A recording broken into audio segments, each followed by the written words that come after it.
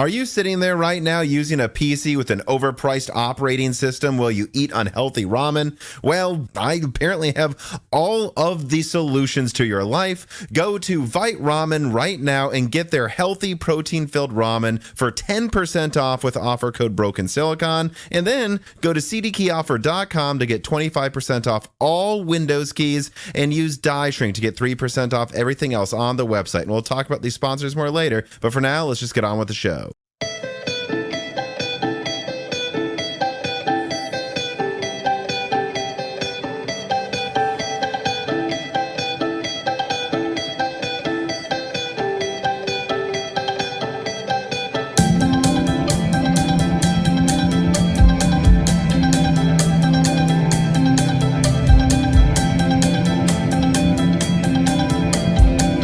And welcome to Broken Silicon, a gaming hardware podcast. I am your host, Tom, and today I am joined by my co-host, Dan.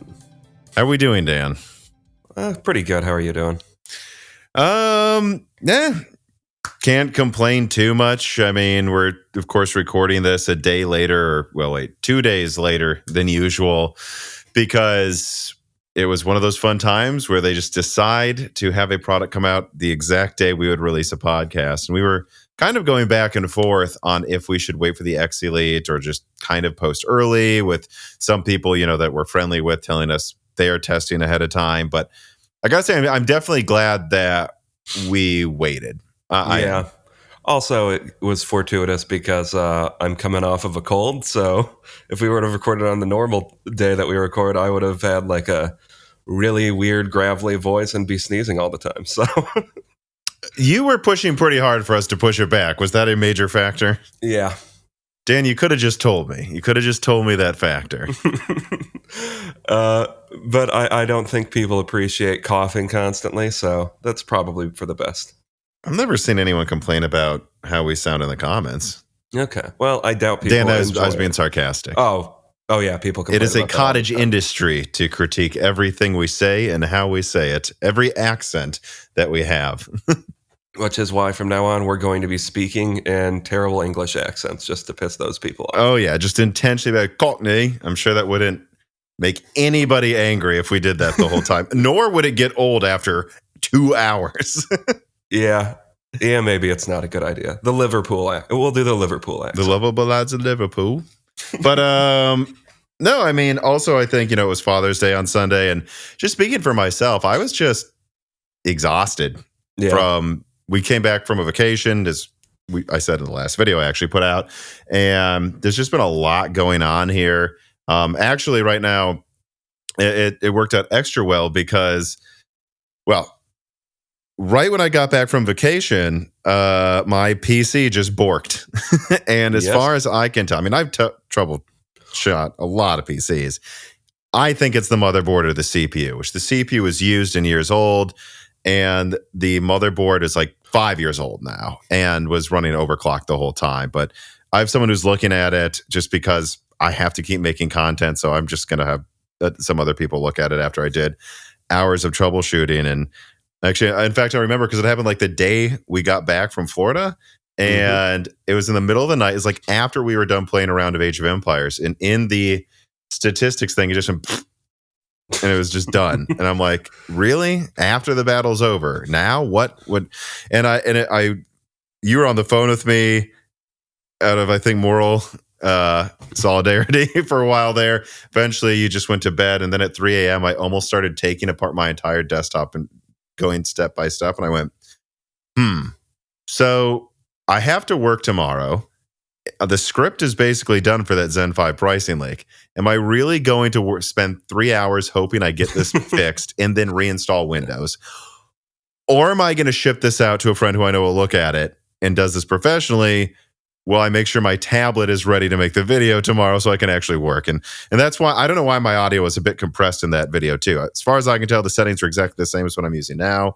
But the good news is out of nowhere, Minis Forum sent a Zen 4 system. So I just have a Zen 4 16 core with a dedicated graphics card right now. And yes, it is a lot faster than 8 cores in a tablet. I have noticed. Somewhat faster. Yeah. So it's been quite a roller coaster this week for me when it comes to hardware, but fingers crossed, this is going to go well. And as far as I can tell, this system just runs fine. And, best wishes for troubleshooting whatever the heck's going on with my desktop. It's so ridiculous, though. It's like, maybe I'll get Zen 5 or Zen 6. It's like, we really couldn't have done this like 2 months from now when Zen 5's out or Arrow Lake's out or something. Yeah, I know. Well, that's just how PCs fail sometimes, Tom. They don't decide. They don't pick the best time to do it ever. No. The good news is I don't think I've really lost any files, too. So, because I do backups and it should all be good. But I don't know. I guess now I might have a very, very well-informed opinion of Zen 5 if I end up building that system. And for now, I guess it's fine. So anyways, let us stop rambling and get to the first reader mail here. Jensen Wang, CEO, Master AI Chef, writes in and says, with Qualcomm's innovation in the specs game with the Snapdragon X Elite and Snapdragon X Plus as the specs for the Surface laptop, should we use the same innovations and label all our GPUs as having an architecture codename for and then CUDA cores, core counts, and DDR, whatever, for memory size and speed? Which I'll have Gerard put that on screen here, the way they name their chips. And I'll say, I have no problem with the naming scheme, really, that Qualcomm went with, nor what AMD did with their now probably about to be obsolete naming scheme with Hawkpoint and Phoenix. And I didn't have a problem with Vega 64. I kind of like that you just knew what you were buying in the name. You had to know how the system works, but it actually told you the specs in the name. And I actually kind of like that. Yeah, I mean, it's better than just randomly naming your things completely separate from what the actual architecture is, I suppose. Yeah, like I would have no issue if AMD instead of the 8800 XT was called the RX 4764. So like, yeah, RDNA 4 is the first one, 7 is the tier, 64 is the number of compute units. Of course, they'd have to put an X at the end, I would imagine, or XT, or 2 X's. You need the X's, man. I mean, really, the only way you know that you're buying quality hardware in this day and age is if there's an X somewhere in the name. So I mean, exactly. I mean, Snapdragon Elite X. I mean, or X Elite. I mean, there's an X in there. There's an X in there. It's an Elite X too. Although it's an X that is Elite. Yes, the X itself is Elite. It is. It's. We have to get the order of the naming right, or someone will tell us in the comments it's Elite X, not X Elite. Even though I think Elite X sounds better. But yeah, and what I'll say is obviously RX 4764X sounds a bit jumbled. I like it, maybe too nerdy, but hopefully some new naming scheme will come in the next few years with Radeon that they will stick to for 5 years or more, because I really would. I doubt they do it with RDNA 4, RDNA 5. Those will probably be 8,000 and 9,000. But if they do it with RDNA 5, for example, please AMD, take a beat, think about it, and just have it be a consistent, easy to follow naming scheme that you don't change over and over. And having said that, I think there's no way in hell Nvidia changes how they name things for like a decade. The amount of mindshare they have, come on, they're going to want 90, 80, 70. They're not getting rid of that anytime soon. But let's see here. All right. Although I think the running joke I have with you, though, is that AMD, I mean, they called it RDNA when there was the DNA buzz. Yes. Like the Elizabeth Holmes era, right? That was her name. Do you think they're going to go RX AI first generation with RDNA 4 or something? Because when I say that out loud, I go, would it surprise you though? No, but it would be really stupid. It would be really, I mean, DNA to AI and the quantum, the RQ, eventually the quantum RDNA 6, like, we'll see what happens, but hopefully they just have a good naming scheme, not something that is the latest buzzwords before Elizabeth Holmes goes to prison anyway. So good job, AMD. All right, let us then move on. Speaking of buzzwords, to the first story here with story number 1. Apple unveils Apple Intelligence. Quote in here from ZDNet, then Forbes, and some editorialization on top of it. During WWDC 2024, Apple poured a big vat of artificial intelligence onto expectant viewers. Apple Intelligence focuses on broad appeal AI features rather than advanced image and video generation, like much of what Copilot focuses on. To do this, the company has developed an in-house AI model and partnered with OpenAI, like everyone does it seems, to power a chatbot that will integrate ChatGPT into iOS, iPadOS, and macOS. The feature list includes improved photo editing, like object removal with AI in photos. I think I heard an example was if you broke up with someone, it'll go through your history and delete them from all your pictures and try to make it look natural. Just make Eternal Sunshine of a Spotless Mind real. Yes, they call it the Eternal Sunshine of a Spotless Mind feature. Also, greater control over apps and actions, like asking Siri to find emails or edit photos. AI generation of custom emojis based on text prompts. Generating quick summaries of notes, message threads, emails, and other texts automatically. Suggesting responses for email and messages, and an improved mail app that can categorize emails and generate messages. That sounds useful. Automatic transcription of voice memos and AI enhancements for Xcode, that's their Visual Studio, to autocomplete code, SDK to allow Apple Intelligence integration in third-party apps as well. Now, Apple Intelligence is AI done the Apple way, coming significantly after similar features from competitors like Google and Samsung, which is just 6 months, but with how crazy AI is, 6 months kind of feels like 2 years at this point. Apple promises tighter, shinier, and a more cohesive package. But that shine does have a cost. Unlike Android AI features, which were backported to older devices, even if they might run slow, Apple Intelligence is only for the current generation of Apple products. And another price is availability. It seems right now, like many parts of Apple Intelligence, will only be available in English, adding other languages over time for smaller and linguistically fragmented markets like Europe. That's a huge downside, again, because Android AI with Google and Samsung seems to work in most markets very well. Carmen Cry helped write this, of course. He can attest that it works fine, like in many different languages in Europe. But meanwhile, Forbes notes that although analyst reactions were technically positive to the announcement, focusing on the potential for a jolt in iPhone sales, consensus doesn't place much of an upside for Apple stock. Even the most bullish of Wall Street analysts aren't predicting major gains for Apple stock. And interestingly, Apple stock price has not reacted with a strong rally that you might expect from revealing a comprehensive AI package like this as part of the AI wave. There's been a bump in the stock price, but it was driven by analysts expecting better iPhone upgrade cycles this time, and not due to some speculation over its AI magic.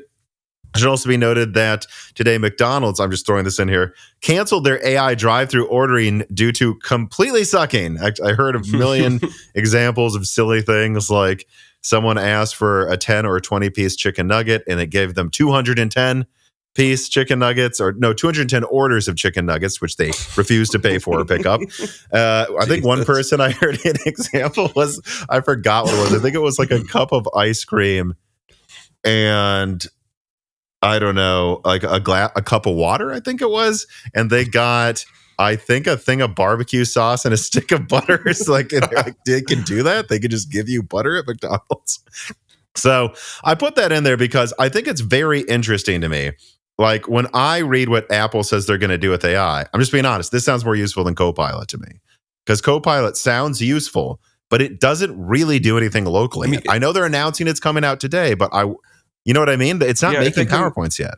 If they can have like a local instance of like a ChatGPT integrated into iOS and like just essentially supercharged what Siri already does, that sounds like the ideal use case for something like in a phone. Which I know. The question is, will Siri ever understand an accent that isn't a straight down the middle American accent, though? But sorry, go on. But I mean, and I know like that's what Gemini is supposed to be doing, and I've heard pretty mixed results about Gemini. So I think Apple is less likely to jump the gun on features like this because I think Apple's generally good at keeping their software like locked down and actually putting it out at the right time. But we'll see. I think there's been a lot of premature enthusiasm about AI all across the board. So we'll see if Apple's immune to that or not.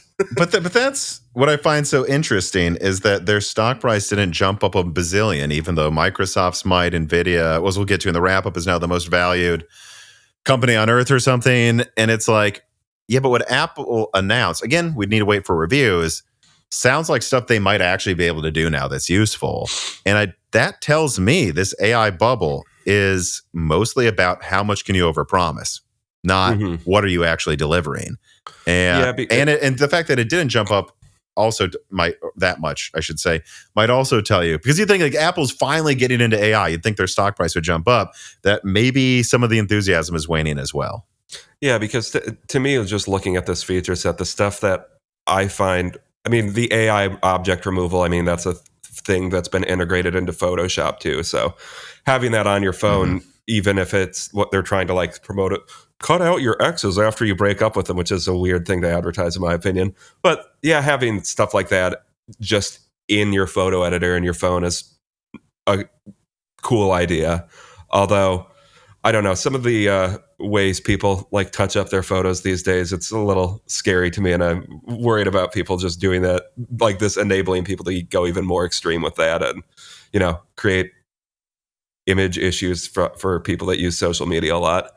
But to me, like the most useful feature is honestly, if that like email categorization thing works well, that would sounds like the most useful feature to me. Just so if I have like a specific type of email, or I can just auto filter it into its own little bucket, instead of you having to do some annoying crap to actually get your email to properly filter the way you want to. Which it'd be nice if I could use it. If I could eventually, I don't have an iPhone, but if I could use something like that to auto reply to all of my sponsors and negotiate for me, that sounds like something that should be achievable. Yeah, I know. I'm just not. That sounds in theory cool. Although it does worry me if there's just going to be... They just order 200 orders of chicken nuggets instead of quoting. Or like, imagine you have your AI assistant negotiating with your a potential sponsor's AI assistant, and they're that internet theory. Doing AI hallucination deals, stuff like that. We negotiated that you will make 1,000 ads for $100,000 on Wednesday. It's like, you understand I can't make that many ads in a year. Well, yeah, because I think I'm sure plenty of people on the channel have already been made aware of this, but I've sent you a few of these. Is the AI hallucination dead internet theory Facebook threads, where it's all AI chatbots interacting with AI generated images, and the images are getting more and more absurd and out there as there's less and less human input into what's actually getting promoted. I don't know. At the end of the day, my big takeaways are this is a bit more practical than I was expecting. Not because I expect less or more practicality from Apple releases, just because everything seems to be stonks now with AI. They just, whatever you can promise, and they seem to be promising things that I could believe they would achieve this year. But at the same time, it didn't make their stock price shoot up. So I can't help but wonder how much of this is either they want you to overpromise still, or is this a sign that people are kind of tired of giving everything that says AI more money without delivering first?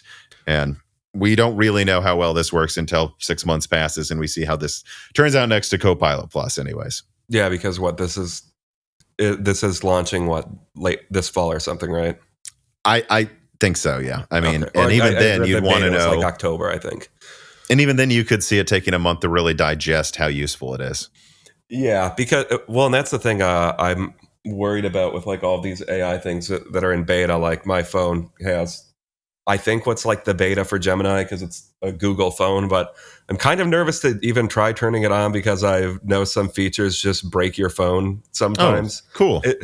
I don't think I haven't read like this one specifically doing it, but I remember like with your old phone, one of your old phones, once you turned on like battery saver, and for some reason that just bricked it. Oh, that was like a decade ago, though. Yeah, I don't. Was that battery? Yeah, I think it was battery saver. I'm trying to remember what version of it was, though. It was like some super low power version. Yeah, yeah. It just worries me turning on like some of these features. Is it just going to completely screw over my phone if I don't like it or what? But that's why I haven't really turned it on yet, because I don't trust you, Gemini.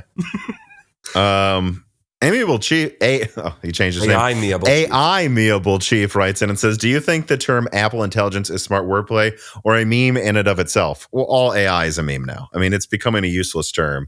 So in a world of useless terms, Apple Intelligence AI, it's fine. I mean, whatever. If it I think the Copilot name was the best one conceived of, though. If it gets really bad reviews, I'm sure people will meme on the fact that they call it Apple Intelligence. People memeing on Apple failing at something? They'd never do that. Yeah, I know. I know people meme on Apple before they fail at something sometimes too. But yeah, I'm sure people will make fun of it, like, oh, it's as smart as an apple or something like that. But I don't know. Oh yeah, there'll be some of that if it fails for sure. Apple AI, and it's like as smart as an apple. But I'm sure they're hoping that the strength of the brand is, what they're selling with that. Yeah, I mean, I think it's fine. I stand by it. I think Copilot was the best idea for a name for an AI add-on because it kind of sidesteps saying AI and tells you what it does up front with. Because AI means nothing now. So in that way, I kind of think it's a bad name. I think saying AI tells people literally nothing. Like I see really $30 earbuds on Amazon, what they're like with noise cancellation AI. Oh, really? Now it's AI noise cancellation that we've been using it for a decade. So yeah, whereas like Google's Gemini like harkens back. Not that it was a failed program, but like the NASA Gemini program, where it's like we're beta testing our rockets, is kind of what I think of when I hear that. But I don't know. Which have never gone bad. Never. That meme would write itself as well. But anyways, I guess let's move on then, though, to the second story of the day.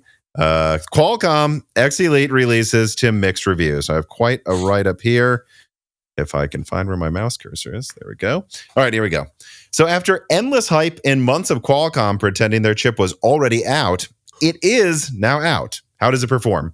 Well, if you are a website like Windows Central or Notebook Check, apparently you're willing to conclude your review by saying that a laptop with a weaker GPU performance than Phoenix from years ago and multiple apps constantly crashing in a 1,300-euro laptop is a good everyday computer. And if you are a more critical reviewer, though, like the Fox or Matthew Moniz, you will note that Qualcomm's new chips seem to fail to run most mainstream games, like, and I did write it down through a review here, Fortnite, Diablo 3, and effectively Overwatch didn't work according to him.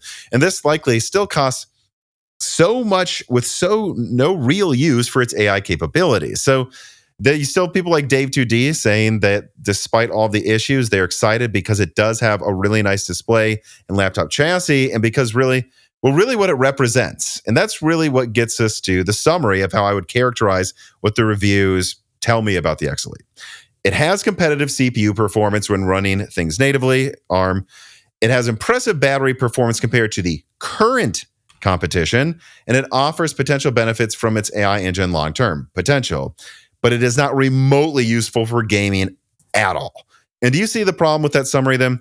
Everything about it being competitive is in comparison to a current competition, despite one, this using the latest laptop chassis, not last year's editions, with the latest displays, giving it a leg up just by the fact that it's launching a month before Strix.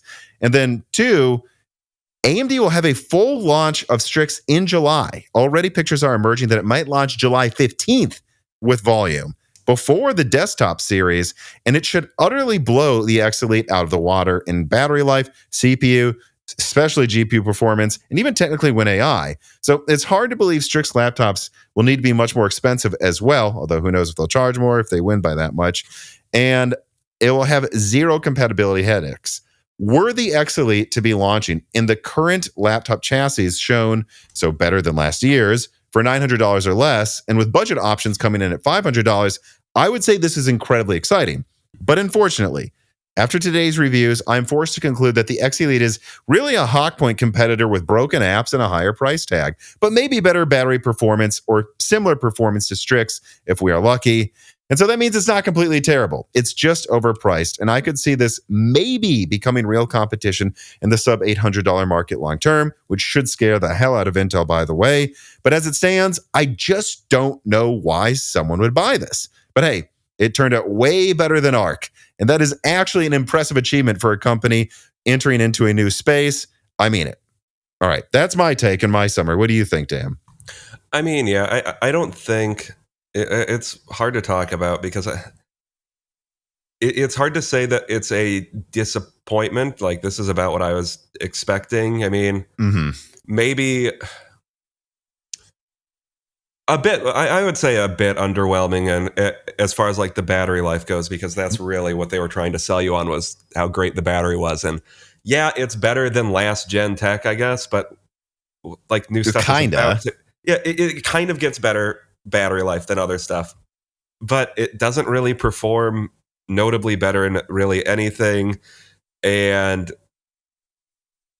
in a lot of apps, or even with specific feature sets in like Photoshop, like when you try to start doing color correction, it just stops working because that requires x86, I guess. And that's the big problem to me, is if if the x86 emulation worked well, I don't think it would be that big of a problem. Like, I think this might be a decent chip. But as it is right now, it's just not there. So half the time it runs about as well as you would expect, like a Hawk Point or Meteor Lake laptop to run.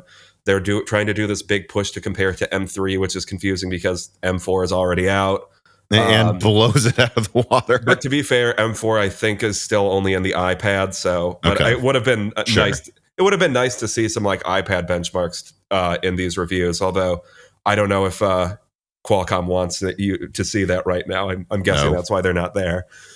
But yeah, I mean, it's just when it works fine. It's not notably better or really worse than anything that's out right now. So there's not much to say about it. But then you have the entire other issue that the graphics this is terrible. Like, they're completely broken. You have to emulate stuff half the time, and I think that's going to be a really big point of contention for most people, because most people don't know which things you have to emulate and which things you wouldn't have to emulate on this. So I think nor do they want to know. Yeah, so I think most people see, wait, so now I have to do this weird thing. I have to understand the difference between native and emulation when I'm running my apps. I don't want to have to think about that. I'll just get a Meteor Lake or a Hawk Point laptop instead, or Strix or Lunar Lake. And yeah, maybe that if they were selling these in like $600 laptops, maybe someone would buy them. I mean, I think that'd be a huge headache, and it could become one for Intel trying to still sell Raptor Lake down there for the next year. But like, all of the laptops that are coming out for it are somewhere in the $1,200 to $1,300 range, where I just don't see how the price is justified there. Like, you're selling a $1,300 thin and light with with an SoC that can't run games and is like half borked in like every productivity app. So I don't really know what you would do with this aside from light browsing, like that, because that's what it excels at. Light browsing, great at that, which is why it should be in $600 devices. Well, and a lot of people $600 device for, in the Moore's Law's Dead editorial board, which is of course me, you, Carrie No Sugata, Carbon Cry. We were talking about what we think about this, and Carrie brought up, but here's the problem. Great, it wins this synthetic version of, these synthetic tests, and like in a synthetic 3D Mark that works on ARM well, it's competitive, but on the x86 versions, it's like half the performance. And it's like, but in what scenario do we want something for web browsing that has this many cores anyways? Like, why can't Mendocino frankly work well, or certainly some like cut down Raptor Lake chip, or like 2+8 Raptor Lake chip, or a cut down Hawk Point. And in fact, I think people are gonna need a wake up call here that like Strix is the competitor to this. Hawk Point products are getting massive discounts. Like, I noticed Minis Forum cut the price on theirs. Tons of them can be found sub 1,000 now. Sub 1,000. I mean, even your laptop, Dan, that you got late last year is Phoenix, pretty much comparable to this too. And you got it for 1,000 flat, 90 hertz, 1600p touch screen, great battery life, a built-in 3050 for $1,000. How is this? What if you want this for web browsing? I can get something cheaper already that will crush web browsing for you last year. And you don't need more than 4 cores for web browsing anyway. So how is that really a strength unless the battery life was double? Which I'm impressed that it is better. I wasn't sure it would be, to be honest. But I think to justify all these issues and to say this is a premium browsing experience, it would need to be double the battery life, not in between Hawk Point and Strix efficiency, Yeah, it's just because what I think in the review, why I can't Matthew Moniz or Moniz, I think, yeah. I mean, I watched, I think, pretty much all of the reviews that are out on YouTube right now, and I mean, it reads to me like most of them are relatively they're limited in what they're allowed to say about Snapdragon, was at least the read I got, because, or maybe it's just these channels don't do that comprehensive testing as much, but all of the performance, like, there weren't a ton of great apples to apples comparisons, but from like what you can extrapolate, it doesn't look that impressive. And like in Monez's review, I think he found that it got like an hour longer browsing like with a light workload versus like Hawkpoint, and slightly better with Meteor Lake. So the only thing that, and even Meteor, the M3, if I'm remembering correctly, even beat it by a little bit. So it's like the battery quality isn't exceptionally good. It's better than it's slightly better than what's currently on the market. It's I'm pulling up the battery performance from Dave 2D right now. In heavy loads, the X Elite is a little behind the M3, slightly ahead of Hawkpoint. So kind of a tie there, frankly. In Netflix, it did beat the M3, but in browsing, it lost to the M3 and was like, let's see here, 20%, 15 to 20% faster than Hawkpoint, or better battery life than Hawkpoint in browsing. So it's like, again, like if this was supposed to be, hey, this is $1,200 or €1,300, $1,500, and you go, this is a premium experience, but it's not meant for gaming.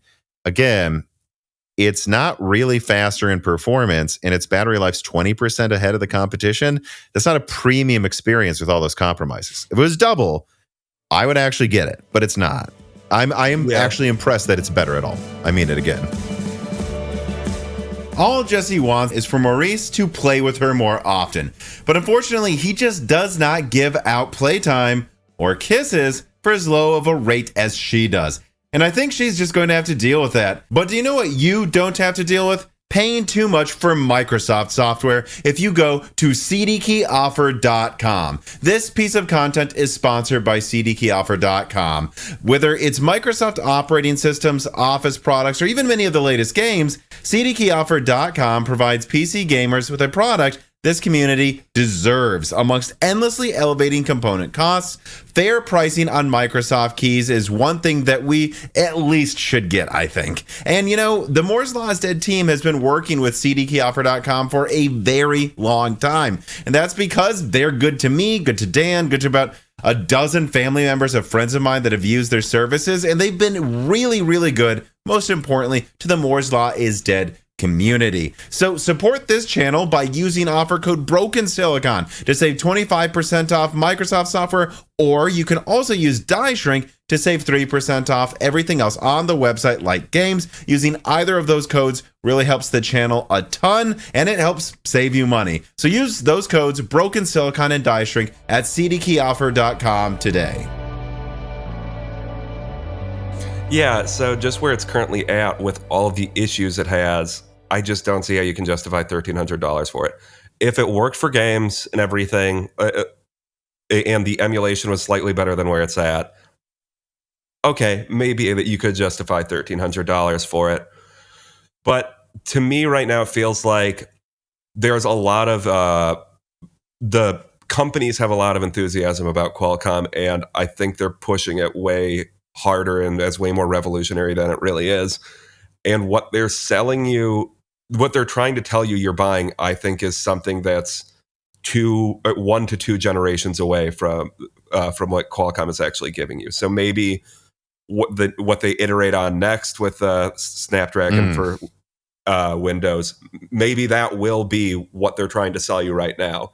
But like the X Elite to me really looks like a beta test for going onto Windows, not a proper product, if you ask me. Yeah, and one thing I really want to make sure I highlight is how many of the reviews I noticed had laptops that had immaculate, cutting-edge, the latest chassis build quality. And a lot of those reviews to me felt more like a review of like HP or Asus or Dell's latest laptop, not actually an evaluation of the APU. Again, people, remember this. Most things that you're seeing with like Hawkpoint or Meteor Lake were things designed in December last year. What Qualcomm's getting is the baseline for what you're going to see in Strix and Lunar Lake later this year. They're just launching first. So many reviews are like, this new OLED screen is amazing. And for this price, it's like, no, not for this price. It's for this price. This is what OLED is going to cost in 2024. Like, this isn't impressive this is what everyone else is probably going to get for about $1,500 once AMD and Intel's next generations roll out. They just haven't yet, but they are in 1 month. So you're reviewing the build quality of what's around it. And I noticed a lot of those laptops had massive battery capacities, by the way. They're not really evaluating the X Elite. Yeah, I mean, it's an evaluation of the whole chassis including the X Elite, which is the problem you get all the time with laptop testing. And it's really hard to separate those conditions out from one another. But yeah, I mean, if you have a like AMD laptop with a slightly smaller battery, although I'm looking at it, it's only 2 watt hours difference. So 68 versus 70, that's pretty negligible. And the differences 68 versus 70. Yeah. But like, and what was the battery life when? For heavy, it's almost nothing. So I think 70 divided by 68, that's a 3% difference in battery capacity. And if it wins, but by like on Netflix, 10%. On Netflix, the X Elite still had like an hour and a half more time before it drained than the Razor. But I actually want to, if you'll give me a second, I actually want to do the math because, like, let's really quantify this. So so 7. Let me see. So, well, I'll just do this. We'll do 60 times 7 plus 47 divided by what is the Razor. So 6 times 60 plus 11. So that's a 26% win in Netflix against AMD. But then once you divide it, you get closer to 20%. And then that's in that one. If we go to Photoshop heavy, now they're tied. And if we, so that's what I'm saying is it's like, I know it doesn't seem like a lot, but it makes the Photoshop heavy load go from a slight win to a tie. Yeah. I mean, I believe I was reading some stuff about it. Like a lot of the difference in battery life probably just comes down to this having a slightly more efficient monitor. That too. Again, so it has like the newest monitors, the newest memory, everything in there is going to have little improvements to efficiency because these companies are always working on making everything in the chassis use less energy. Although I will say, if we're talking about quantification, like trying to make this a more apples to apples comparison, that Ultra 9 laptop is not doing too hot with the 90 I'm just noticing on the battery performance slide that the Zephyrus has a 90 watt hour. So So I mean, Intel's not looking great there. More efficient than the Intel one. But and the Apple one has the smallest one technically, meaning Apple really is better still the efficiency case. With the last gen on the newest. So yeah, I mean, but again, that's what it all comes down to for me is it's like I couldn't help how much a lot of the positive reviews wouldn't stop talking about the OLED screen. And then they go, yeah, editing it crashed once. No, not, yeah. Then I'm not using this for work. And I can't help but if Qualcomm just wouldn't have overhyped this, it probably would have in enthusiast circles, at least, because I noticed that on Twitter, a lot of people want to clown on this, but like they said, I remember this one slide Qualcomm had where they're just like, emulation games most will work and then a quarter will need to be emulated, and yet I tallied out in one of the reviews out of 5 games only 1 worked. Like, so no, most don't just work. Qualcomm, this is seemingly much worse compatibility than Apple running it through their own operating system, a game in emulation. So for me it's like I mean I don't think I hate the X Elite or anything. I wasn't expecting it to be some revolutionary SoC. That's the problem is the companies that really want Qualcomm to succeed. I think to a honestly bizarre degree, I don't know why they're so enthusiastic about Qualcomm. I'll tell you. Well, we've already talked about that, but like, I don't know why you see this product and you're like, this is the thing we need to push because you're going to look stupid. To me, the X Elite almost looks like it should have stayed behind closed doors for another generation so they could cook for longer. But they should have tried to min-max the BOM and make it $800 laptops that look like last gen's premium. Yeah, one of the two. They either shouldn't have released this and said, this is our beta, we need to iron out issues and not release this, or this is a bargain SoC that you put in cheaper laptops, not something premium. But for some reason, they're trying to push this as a premium product, and it's just not there yet. Yeah, well, and I don't know. I know we talked about why they might want it in a third party, like, oh, yeah, they want more competition. They want to have an ARM thing. But no, Dan, I've heard that like Microsoft is directly funding the R&D for this heavily. And I mean, I'm not going to say the numbers I've heard. I don't even know if I'm allowed to, but like a lot money. Whatever you guys think it is, I've heard more. It's an absurd amount of R&D spending. And so in many ways, I think Microsoft just sees this as a sunk cost they need to hopefully make succeed. Yeah, I know, but that's why, because they spent untold amounts of money, not tens of millions, way more than that, I've heard. Well, yeah, and I don't know, maybe one more generation of R&D is another like few $1 billion of without selling anything, which that is a big investment, but you're trying to make completely change how Windows has worked for forever and have it be relatively painless for the end user. That's gonna be a tall order.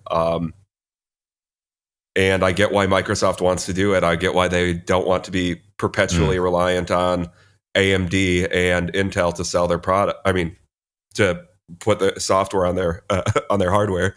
So I get why they would want a third competitor. And if Windows could work with ARM, that could even potentially introduce more competitors other than Qualcomm. So that would be great for Windows. It's true. They're paving the way for even more competitors. Yeah. So I should say that would be great for Microsoft if it worked out. I get why they're doing it. But hey, you might need to put 10 billion or whatever.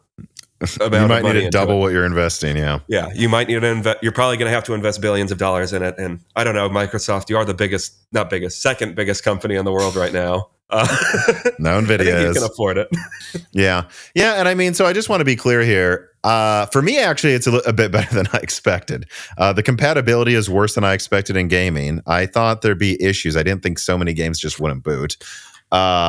But the battery life actually being better, again, it's the way they overhype this that's really the issue. From what I've read, the die size on the X Elite is slightly smaller than Phoenix and Hawkpoint. So from that perspective, having a modern AI engine and CPU performance that is competitive, 20% maybe better battery life with a die size that's a little less than a Hawkpoint, that's actually an impressive achievement here. But again, it's a little smaller than Hawkpoint. This is a $800 laptop chip, $600 even. This is not something that you're gonna get all this premium stuff in, because if you are, you're probably going to use it for work. And if you use it for work, it's not going to run your game. It's going to crash in half the apps. And that's just unacceptable. So I think it's a good first outing, though, compared to like anything like Arc. And that does make me go, yeah. So I guess my conclusion really is, look, the X Elite is Hawkpoint, but right now it costs more and is full of bugs. However, I actually am not that pessimistic that this could lead to much more, unlike when Alchemist came out. And I think it could, and that's exciting to me. I'm not pessimistic about Qualcomm on Windows. Or the future of ARM in general. Yeah, in perpetuity. I just think this first outing wasn't very impressive. And I mean, I would say, to give credit to them, I think the things that they were emphasizing were good on the X Elite. Turned out they weren't really lying about that. I don't think it was like light years ahead like they were kind of pretending it was, but the things that they said were good are good. The things that they were like, hold on, don't worry, it's going to be fine. No, it's a little worse than they were expecting. So, I mean, I think it kind of comes out as a wash. It's just mediocre in a different way than I was expecting.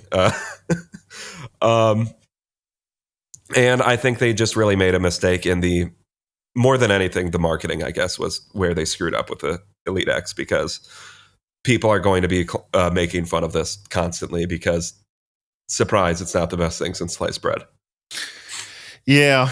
Well, Deadeye's 117 writes, and it says, if Snapdragon X Elite is reasonably competitive at launch, I'll say somewhat. With x86, do you project for its future gain? What do you project for its future gains in gen-over-gen performance? x86 is very mature, and it almost seems like they're squeezing blood from a stone architecturally each generation to improvement. Well, does it? Because AMD seems to be getting bigger gains than Apple every gen in their IPC. So I don't know about that. Do you think that since ARM for desktop is pretty new and that there's a whole new translation layer involved, that there's potentially more low-hanging fruit for Qualcomm to pick from compared to Intel and AMD? Could we perhaps see bigger gen-on-gen improvements simply because there are more layers of complexity, aka that can be worked on and improved? So on the software side, yes, I wouldn't be surprised if a second generation with another year of software development and work from Microsoft on their end with Windows could yield a pretty large overall performance and usability uplift. But I think even to perfectly optimize, I mean, look, we have benchmarks with they have natively running apps. So we know that if it's running native, it still just trades blows with Hawkpoint, but it's more efficient. So this is never going to be a Strix competitor.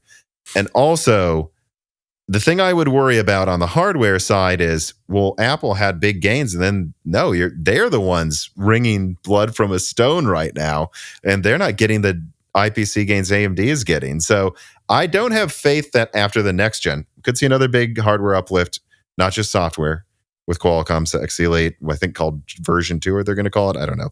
But the one after that, I would be, do I think they're going to have leapfrogging design teams that are that execute as well as Zen 4, 5, 6?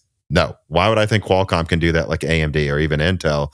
And what happens if it borks, it doesn't sell well, and then Microsoft cuts funding? Because without that Microsoft funding, I don't think Qualcomm can afford to keep pace with AMD.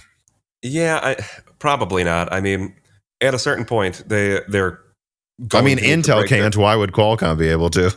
Well, Qualcomm's a pretty big chip maker in its own right, but they're not Intel. They're not Intel, but they're one of the biggest in the world. I don't know how much funding they have comparatively, probably a lot less. But at a certain point, Microsoft is going to have to stop funding them, and Qualcomm is going to have to start making their own designs unless they become permanent partners. Yeah, Intel's 50% more yearly revenue. It's not double though. But yeah, I'm from the software angle on like how much they can improve. I do think, yeah, there's probably a lot they can improve from their emulation, but there is eventually just going to be a wall where the emulation just can't get up to snuff where what you can get with running an app natively. So, I mean, I think they either need to get the emulation running better, or a lot of work needs to go into having apps be able to run both x86 and ARMs. Mm-hmm. Yeah. And I'll say another thing on this is like, I just can't see like who goes into the store and buys this, because I think you're going to see people walking into Micro Centers, Best Buys, and they're going to go, oh, not Intel, not AMD, Qualcomm. And then they're going to say, why would I get this? Is it better? And I think a lot of people are going to go, it's comparable, but you have to be careful with compatibility stuff, and no one's going to choose it at the current pricing. Yeah, I mean, I think their best avenue is like large corporate partners that I could see that working well. Because if you're mainly using this as a work laptop to like send emails and do word processing, do Excel, okay, I mean, yeah, that's good for that.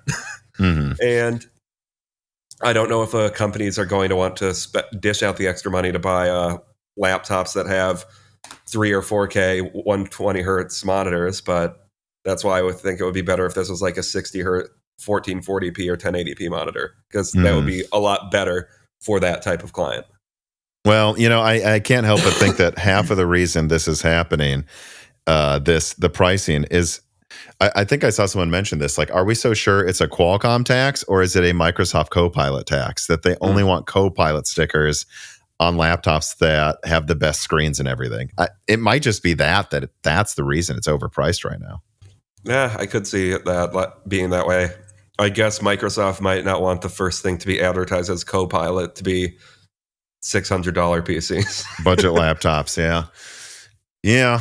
Well, Jensen Wang, CEO and AI Master, writes in and says, if roughly half of the people saying the X Elite is a good chip but overpriced at launch holds, which I did a poll on the Moore's Law's Dead YouTube channel. Oh, okay. And I guess let me clarify this here too, because let me pull it up. Anyways, I'll find it. But it was like 50% of, I had like 5 different options ranging from good performance and good pricing to bad performance and bad pricing. But there were a couple options in the middle of like, it's okay, but it needs to be cheaper.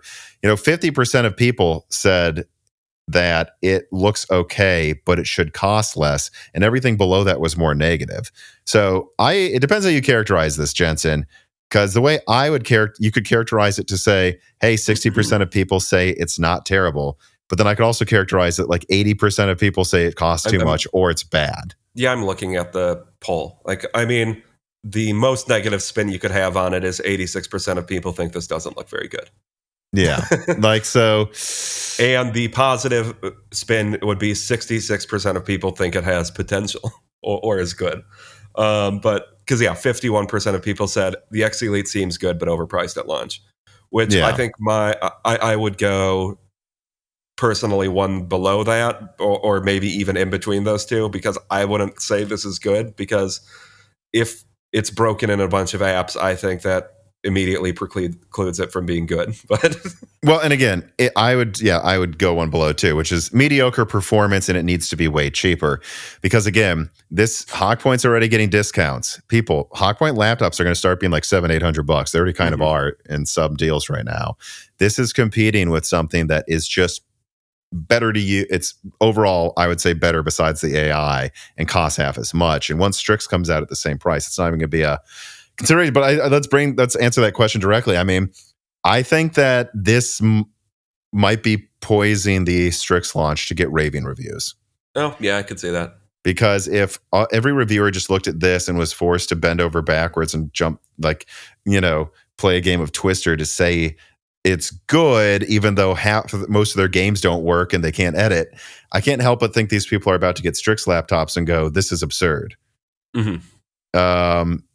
Zekiophobia writes in and says, almost certainly too late for this to get in. You weren't. But a few questions. What's the TDP on Kraken supposed to be? Same 28 watt as Strix, but smaller die size?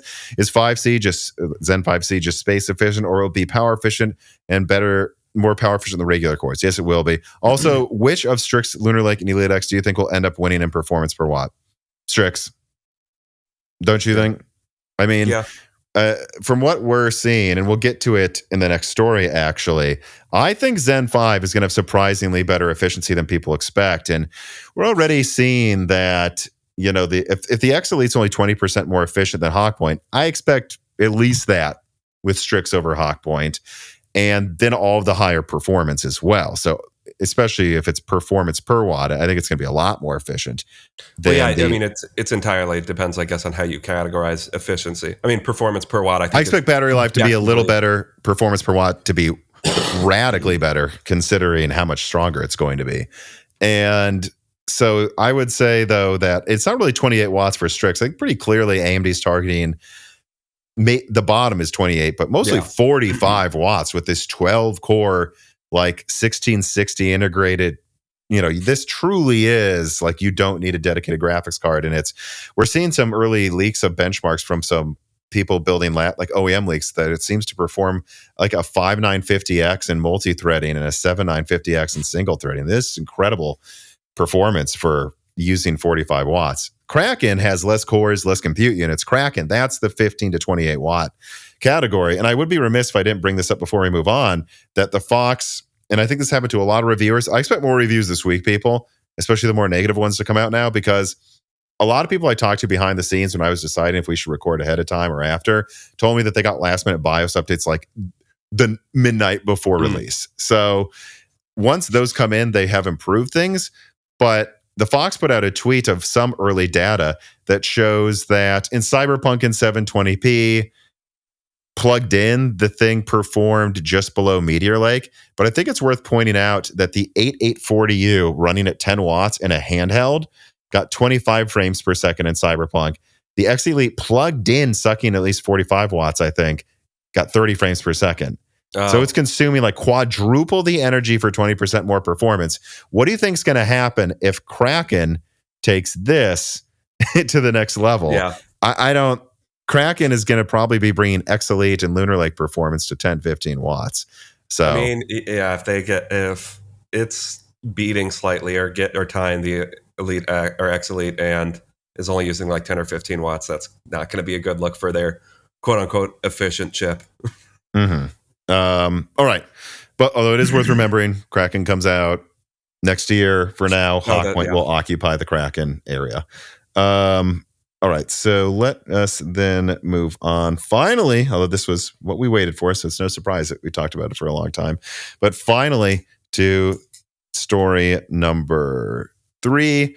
AMD's Donnie Woligrowski confirms new Zen 5 performance details. Quoting Donnie via Tom's Hardware, he said, "Will Zen 5 be the fastest in gaming? Well, it's faster than the competition in our testing, but yeah, X3D is still the king of the hill, but probably by a smaller amount than you would typically see between X3D and non-X3D. So look, I'll admit it, the 7800 X3D would, yes, be faster than the 9700X, but maybe not by as much as you would expect." And then he went on to say, And then when it comes to X3D, I'll just get around that now.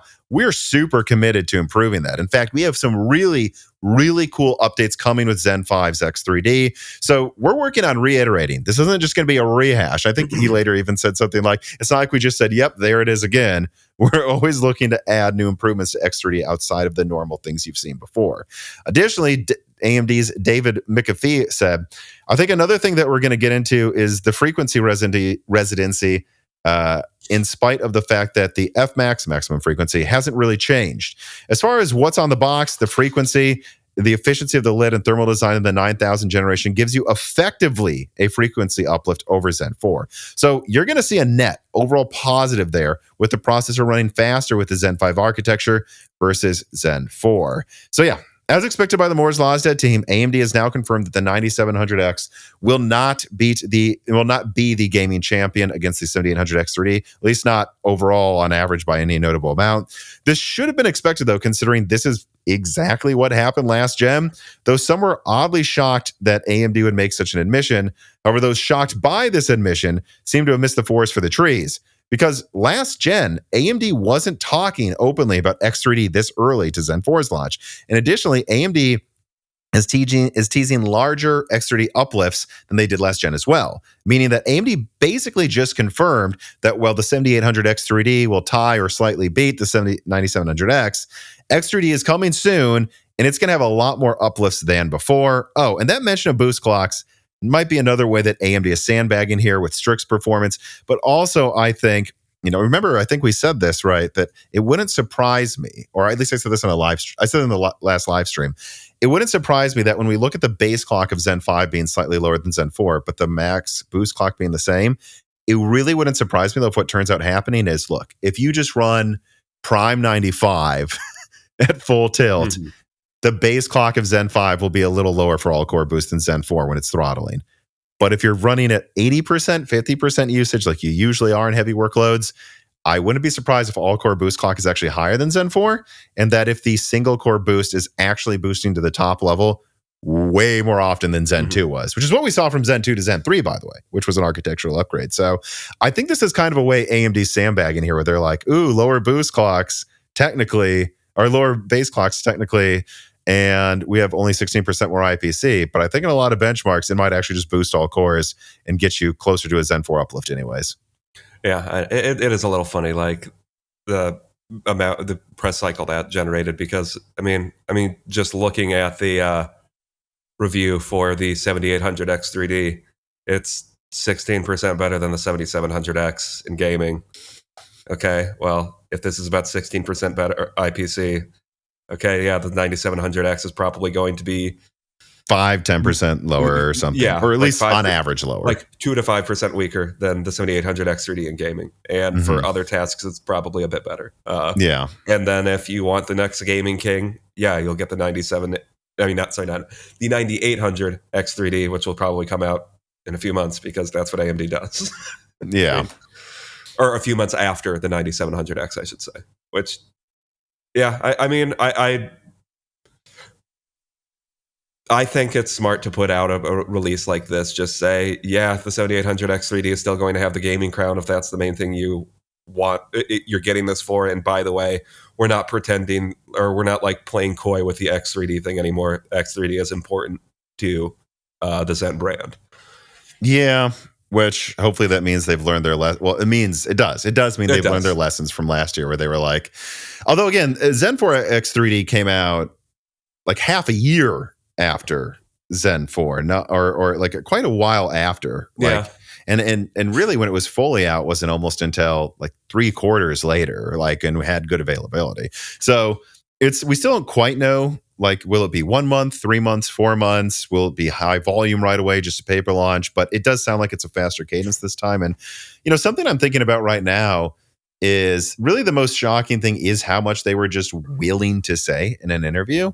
And the fact that they're just willing to say, yeah, look, the X3D is going to be what you want to wait for if you want to beat last gen in gaming performance. That tells me they're really, really confident, that they don't think they have to pretend it's any better than it is.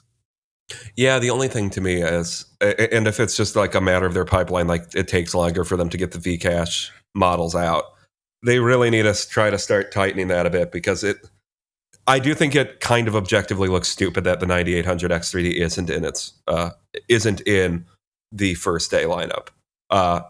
Now, once again, could be a technical reason why it isn't there, but if it can be there, it should, is the way I would put it. Well, I have no doubt that they need to, if they're smart, announce when X3D is launching and what the prices will be at least a week before they launch the initial lineup. That way people go, okay, well, it's July. If I just want multi-threading, I'll get the 9950X now. Or, hey, I'll just save money and get a 9700X early. But if I wait a few months, that's how much it will cost. That's what I'll have to wait for. I think just doing that is all people want. And and if they do that, we'll see if I was right. Because I continue to believe that the reason Zen 4 sales were slow at first, AMD was a little greedier than I think they should have been. Yeah, there was the new motherboard and DDR5 costs. Don't get me wrong, those are all factors. But I just think half of the X3D thing wasn't that it came out later. It's that no one knew when. So until they knew when, like even when they announced X3D, Zen 4 sales started shooting up because people were like, oh, well, now I'm armed with the knowledge to know if I should wait or not. Not what if it's higher clocked? What if it's not? What if it costs the same? What if it costs less? And just knowing, again, it seems like they've learned from that mistake, though. I suspect they will announce X3D before the Zen 5 launch. But we're dancing around it. We should really then, with all of this, get into the next story here with story number 4. Moore's Law is dead exclusively leaks Zen 5 pricing and exciting X3D details. Last week, this channel put out a leak that detailed the following likely Zen 5 pricing. The 9600X seems poised to cost between $249 and $299. The 9700X between $329 and $379. The 9900X 12-core between $449 and $499. And then the 16-core flagship, temporarily flagship, there will be one above it, I'm sure, at $599 to $649. And it sounds like X3D may be getting overclocking support. The 9950 X3D also may get dual X3D CCDs, although I'm not 100% sure on that one. I'm not as sure on that one yet. That's more of a rumor amongst people in the know than it is they're saying this is happening. And X3D is launching this year. And, if you think about it, and it is still an but if stock frequencies with X3D this time around are close or the same as standard clocks, then unlike the previous gen, it really does just make sense to put Vcache on both of the CCDs on the flagship 9950 X3D. After all, with Zen 4, the reason they gave half of the CCDs no Vcache is so they could technically have the same boost clocks as the non-X3D version. It really wasn't about saving money because Vcache is relatively cheap compared to the premium people will pay for an all Vcache 16 core. And it would offer an even greater efficiency win against Intel this fall than anticipated at the top of the stack on desktop, while making their fire range laptop chips something to behold in terms of multi-threaded efficiency in laptop. But again, it will need to be priced competitively with aggressive X3D improvements for NVIDIA to make the same sort of splash with Zen 5 as they did Zen 4, considering the IPC gain is not that much higher than a typical one, though it's impressive and max boost clocks aren't any higher. And Intel will have more than just an Alder Lake refresh this fall to compete with it. The good news is that while retailers have not received final pricing, this is kind of the other half of it, AMD representatives keep answering retailers with the answer for Ryzen 9000 pricing that it will cost the same or lower than 7000, meaning that do not expect it to cost more than last gen. And some key sources of this channel, of course, as I've already said, have said that pricing will be lower at these price points. So just to be clear where that pricing came from as well, and this is where I've gotten a lot of my most accurate pricing leaks, is I have some people higher up than retail that get things loaded into their system early, and the pricing I saw pre-markup, pre-tax was consistently lower than what Zen 4 was listed at this point in time before it launched. And I take that, I extrapolate what the markup will be after talking to some people about it, and then I just don't add the tax. Like add another whatever and convert it to your currency in another country if there's a tax added. But if you do all of that, I won't say what the number is, but extrapolating base price, the markup, and then I look, so there's like $20 left over. This is probably going to be like $279 or something. That's where I get that pricing from, everybody. And so it was dead on last couple gens. So I think that's really exciting. But what do you think, Dan? I mean, yeah, for their the two high-end models, if they can do $100 lower, and for the 700 and 600, if they can do like $50 to $80 lower, I think that would be great. I think it's a little warranted because at least the base models that are coming out this generation really don't seem to be that impressive compared to Zen 4. I mean, they're not terrible, but I don't think the base model stuff is going to drive that much enthusiasm this gen. So to get people to buy it, you need to charge less money. Although on the other side of that coin, we don't really know what Arrow Lake is going to look like, and Intel's not exactly the most inspiring company right now, so maybe they could just charge whatever they wanted to and it would be fine. But, I'm really hoping that to see the lower end of that estimate come true. Yeah. And I think, again, like there's two things to highlight here, and these are the things that gave me even more confidence in this leak when I was preparing it, is the die size, allegedly, from what I've read so far, on the CCDs for Zen 5 is smaller than on Zen 4. And TSMC has cut wafer pricing recently. Actually, I think a couple times. So it could cost less with the same margins. And they know Intel is going to be more competitive this year, even if they don't win, than just putting out. I mean, you can't be any less competitive than just releasing Raptor Lake again. So they know they have more competition. Their costs are down. And they know that Zen 4 didn't sell well at its pricing at launch. I think all of that tells you that even without sources, this is likely, wouldn't you say? Yeah. And I think that, this is priced actually more competitively than a lot of people might expect. Like, especially, for example, if the 9600X, I kind of suspect that's going to actually be like $269, $279. It could be $249, could be $299 again, but that's where I think it's going to be. And you might go, well, why would you get that? Well, think of it this way. It's less than half the price of the i9-14900K, and it should trade blows with it in gaming. And it'll be like 10% weaker in gaming than the 7800X 3D, while being, 10% less price. So yeah, less price, a little less performance, but it might use half the energy and the same or better multi-threading. That's better than what you could buy earlier. And the 9700X, if it's the same price as the 7800X 3D typically sells for right now. Just keep in mind, even if it loses in gaming by like 5%, it's going to win in multi-threading by like 20-30% while using less energy. So that's a big deal, actually. And so on and so forth up the stack. I think people might be sleeping on how competitive this could look on review day. And on that point, like, well, 9700X, that's nominally weaker in gaming than the 7800X 3D. With all of those features, I would argue is still probably an overall better user experience than having a theoretically slightly higher frame rate, because it is important to remember that when we're talking about the gaming performance of CPUs, most of the time we're talking about their theoretical max performance you could really get out of them, because most people don't have graphics card that can max out their CPU in most games. And I also think we need to consider the long-term performance here.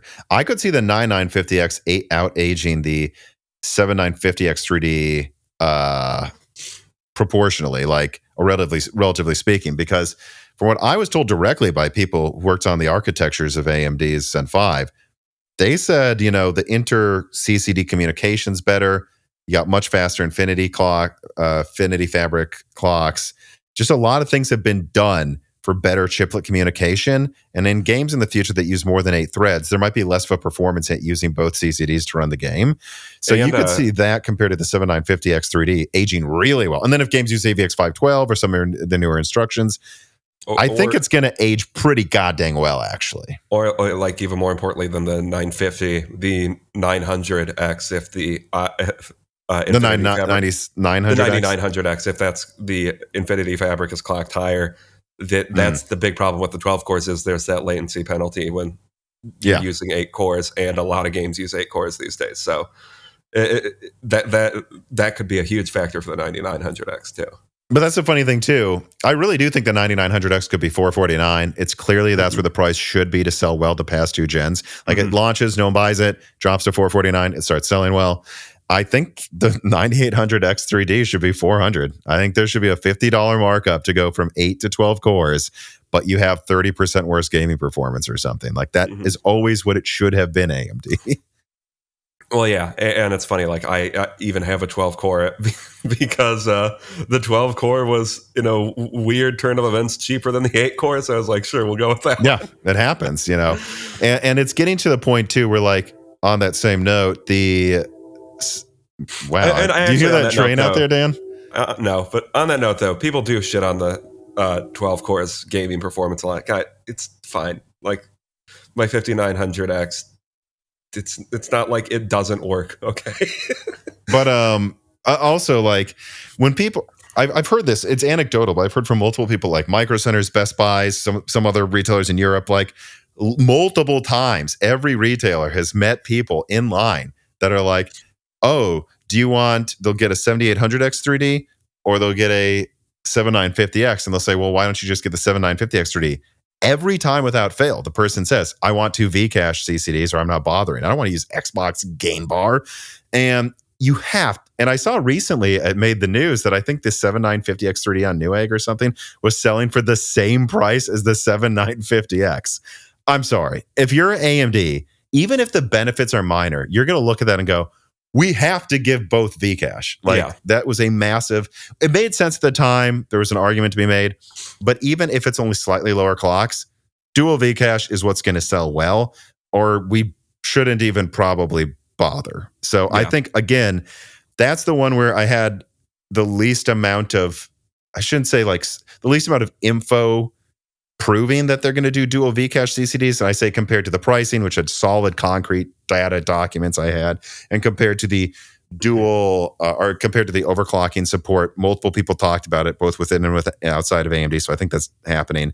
And then in the last one, the dual Vcache CCDs, I've heard it, people are talking about it, but I don't have documentation to back that one up. But I just think it makes sense if AMD is seeing the 7950X 3D selling for the same price as the 7950X, they're going to give both Vcache, I think, because that just makes sense. Yeah, and the way I would put it, like if it does turn out like on Zen 5 that they can't get the clock speeds up still using with Vcache, well, then maybe the 9800X 3D is the only X3D CPU you should launch. But if they can get it to like 5.5 gigahertz or something, even both should have Vcache on the 7950X 3D. Yeah, and the rumor right now is that there will be, I think I've seen it rumored, if I remember right, that there's a 9950X 3D, a 9800X 3D, and possibly a 9900X 3D at launch. I'm just going to say it again. I don't see the point in that product. Like, make them pay $700 for dual Vcache, 16 cores at the top, but two 6 cores, especially if only one of them has Vcache on it, makes no sense. I do think a 9600X 3D makes a ton of sense, though. It adds like $20 to the cost, and that would wipe out any arguments for low-end gaming on Intel. But I don't know. Would you agree that, I don't even know what you'd price a 9900X 3D at. Like, do you agree that they should still remove that? Probably, yeah.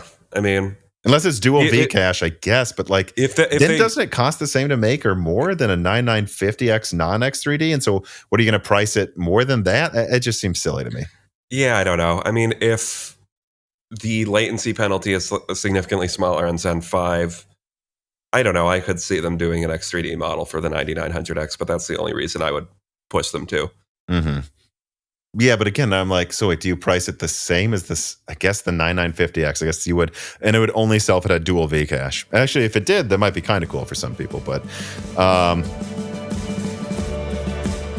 now that it's warming up outside, Jessie couldn't be happier to be jumping around every day in the warmer weather. And it's good for me too. Running around with her, teaching her tricks, that's good for my health as well, not just hers. But all of this gallivanting, well, it takes up time and it pressures me to make my lunches quicker to get moving faster with Jessie every weekend afternoon. And usually quick means less healthy. Well, unless you know about Vite Ramen. This piece of content is brought to you by Vite Ramen. Vite Ramen is a healthy, tasty, and shelf-stable food crafted by an American startup that offers a ton of options for eating healthy, like their classic packages that make it easy to add protein and other ingredients of your choice, and then also their Ramen Go packages that offer a healthy microwavable option for those who truly only have a 15-minute lunch break away from home. And I do need to take a second also to remind everyone that they don't just make ramen. They also have Nano Boost Vitality Powder that I honestly think blows away the health powder competition. I literally drink this any night a broken silicon is recorded extra late instead of coffee.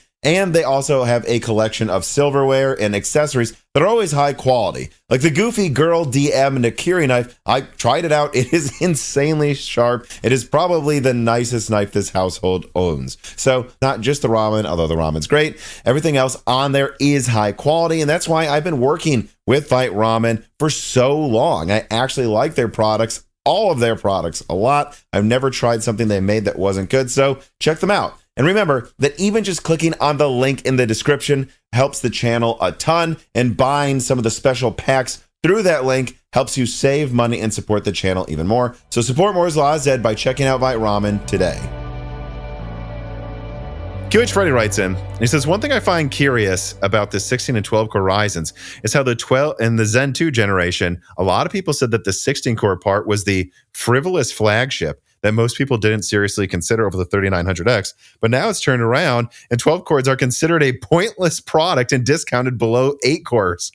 Yeah, I mean, I would keep saying I think AMD overly read into the success of the 3900X with how they priced the Zen 3 and Zen 4 iterations of the 12 core. And I think it was because no one needed 16 cores back then. They still largely don't, but I don't. And I think but also back then the IPC wasn't quite to the level where you had as much of a performance hit in gaming going between the CCDs. But now they're so fast that it's obvious there's a performance hit if you have a 6 core going to the other 6 core instead of putting all of your gaming threads in the 8 core. The only way I really ever see this 12 cores driving that much enthusiasm again is if they move to a design where there's 12 cores per CCD or something.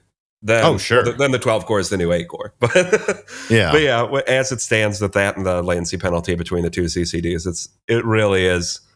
It does make it a confusing product. And like I said 5 minutes ago, I have the 12 core, but I literally only got that because it happened to be cheaper than the 8 cores at the time because of the weird way Amazon's algorithm works on how it decides what things cost. Well, and it's Tim, who's the CEO of Fight Ramen, he asked me for advice a year or so ago, must have been a year ago, where he goes, what should I do for my build? I figure, I should ask you. And I looked at Micro Center and I said, look, if you're gaming first, 7800X 3D, at the time, I think it was $400. So it was a little below the launch price. But then I saw at the time, the 7900X was like $350 with 32 gigabytes of RAM for free. And I'm like, so you say you're going to use this for gaming and not gaming. How much emphasis do you put on gaming? Because this is cheaper than the 7800X 3D and comes with free RAM. I'm sorry, you choose this unless you need 300 hertz gaming or something. Yeah. And he's like, yeah, that's insane. So, but AMD's we're beating a dead horse in this conversation, but it's like AMD has to have realized that is stupid and that keeps happening. Right. Yeah. So they're going to price it lower. Techno writes in and he says, do you think that Zen 6 will bring a core count increase over Zen 5? Or do you think they will stick with their new 12 core design on mobile until Zen 7 and Zen 8? So he's mentioning Strix. On mobile, I don't know the core counts of what comes after it. I don't. So I'm not going to pretend I do. What I will say is I don't think they need more than 12 cores in their normal mobile APU, especially when they have Fire Range up there anyways that has 16 cores. Yeah, there's not really a reason for it, is there? I think it'd be pointless. So I would really not expect that, and I could see maybe Zen 7 going to 16 cores in mobile, but I almost think that'd be pointless even in 3 years as well. I mean, just put Fire Range in there at that point. I don't, and they have Strix Halo, so like they have an APU that has 16 cores already, man. So I don't. The monolithic one, I think that'd be pointless to do. Although I do think Strix Halo is going to go into some pretty expensive systems, but I mean, if they're trying to sell the X Elite for $1,500, then I think they can get away with $2,000 with that one for sure. Let me see here. The Hollow Knight writes in. He says, does TSMC's SOIC hybrid bonding allow for 6 nanometer to be stacked on 3 nanometer, like Vcache on Zen 4, and have 3 nanometer stacked on 6, like MI600? This could be a cost challenge for top RDNA 5 if the base tile needs to be 5 instead of 6. Carbon Cry answered this question. Yes, but it's complicated. As soon as TSMC can do hybrid bonding with a new node, a die on that new node can be bonded with the older node, but there are limitations. It is likely that bump pitch must be raised on the oldest tech, and possibly face-to-face connections might be difficult or impossible, but back-to-face, I see what he's saying, should be okay for anything. So the bump pitch, if that is a real limitation, is bad though, as it eats away at die space on. Oh yeah, because then you'd have to space it to fit on with the older node, which you're giving up density if you do that.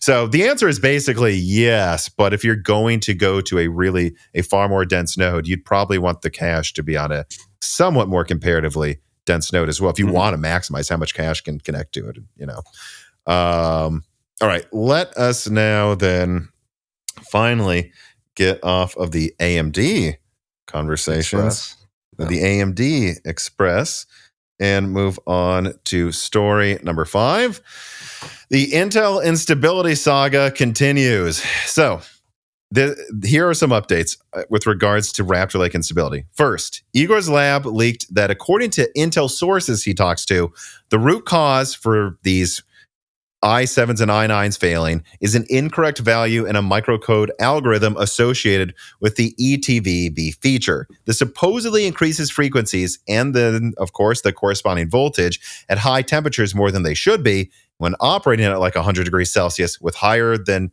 supposed to have voltage. It reduces the processor reliability. Impacted platforms, he was told, were stated to be Raptor Lake S and Raptor Lake Refresh S, so desktop Raptor Lakes. However, Intel then responded after seeing this to PC World and said, contrary to recent media reports, Intel has not confirmed the root cause and is continuing with its partners to investigate other reports regarding instability issues on unlocked 13th and 14th gen desktop processors. The microcode patch referenced in press reports fixes an ETVB bug discovered by Intel while investigating the reports. While this issue is potentially contributing to it, we are not sure this is the root cause. And meanwhile, yours truly, I almost had this as part of the last video, but it was over 20 minutes, so I decided to just save it for this. I have been getting tons of updates from developers here, and I just want to, one of them who allowed me to quote them, I want to put this on screen and say, directly quoting, FYI, the Intel instability issue is getting worse, not better. In fact, it's getting so bad that we, game developer, are regularly having to deal with fans complaining about instability in their games that we know is caused by Raptor Lake CPUs breaking. We have data, because they check your system, what you have, if there's a crash, that basically proves your i7 or i9 will break in 6 months if you don't accept the fix that reduces performance by 10%. Yet many gamers won't use it. I was given examples of the lengths they're going through to install it and make it work without, even when they're going unstable, like ways to have it a not really stable system still boot the game, and ways to like make it so it doesn't throttle as much, but it's just going to break them. The person goes on to say, it's not just us too. Many other studios are dealing with this. I won't say which ones, but I was given specific examples of games in development right now. I have a friend who says half of their support tickets are linked to Intel systems with Raptor Lake. So my advice to gamers, take this seriously and lose 10% performance so you don't fry your system. They have the data, people. They're breaking. And the advice to Intel is fix this now, or you're going to bankrupt yourself with returns and lose any goodwill you have left with PC gaming devs. And I could see that being a real issue for Intel. They keep having lead systems on a lot of developers be i9s. A lot of developers are fed up and just switching to AMD for their development systems because they're tired of their systems breaking too. So, yeah, whatever it is, whether Intel will admit what the root causes or not, take the performance hit if you have Raptor Lake or cry later, and whatever that causes, Intel better fix this fast. So what do you think, Dan?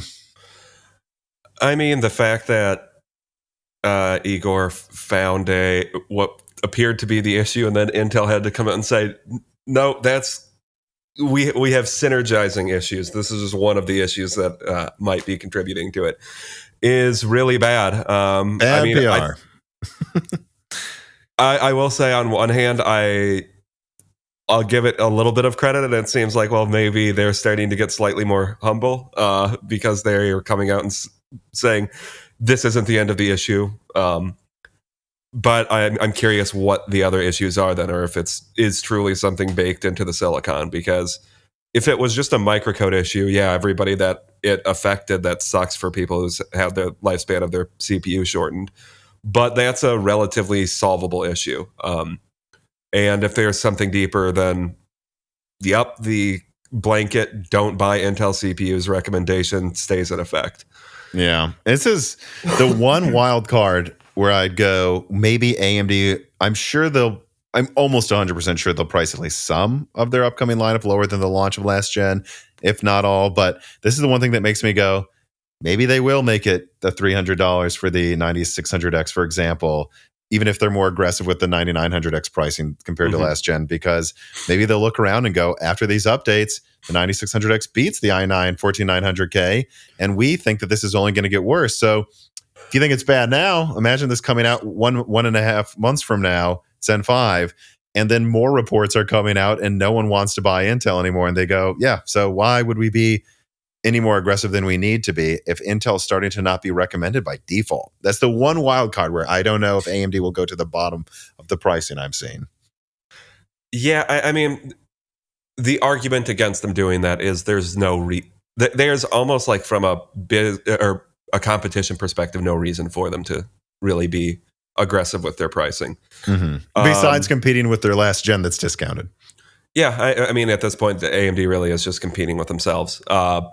And to be fair to that, like, yeah, if the 9700X is $100 more than the 7800X 3D, I don't think anybody would really want to buy the 9700X. So I think it's kind of common sense that'll probably be around $330 to $380. But it should be probably a little more expensive than the 7800X 3D. My guess again is they're going to do something like $280, $20 discount, or maybe $269. Like they can say it's a 10% haircut. They'll just do $270, $350, $450, and then $650 or something, and be like, or $629. I don't know. They're just like, we basically removed 10% across the board.